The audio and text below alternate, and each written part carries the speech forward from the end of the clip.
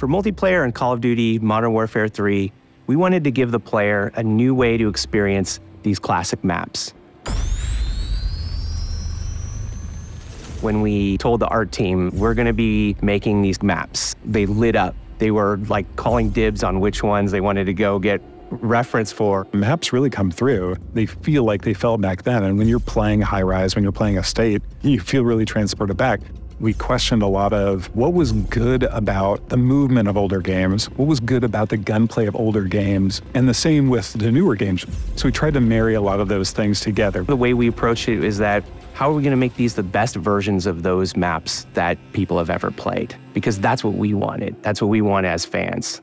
There are places where the metrics of the level are adjusted to fit more modern gameplay, but for the most part, it's going to feel incredibly similar. The biggest changes are really in a fidelity sense. Places like Afghan, where it might have been difficult to see somebody in some of the circumstances, we have new tools to make that both look better, but also read better so that your target acquisition is improved. Favela's a map where it really pushed our opportunities to explore what you couldn't do in the old one and what you can do now.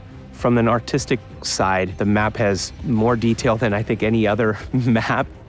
In High Rise, it's fun to explore and jump on the scaffolding and mantle to places that you weren't able to actually grab or reach before. Now you can get there. When it was a question of whether it should be like the original or whether it should be more modern in terms of the metrics, we went with the original.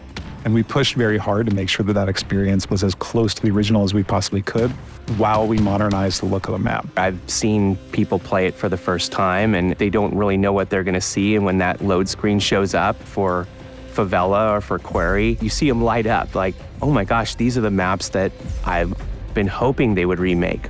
The whole team here is super excited to bring all of these maps to fans everywhere.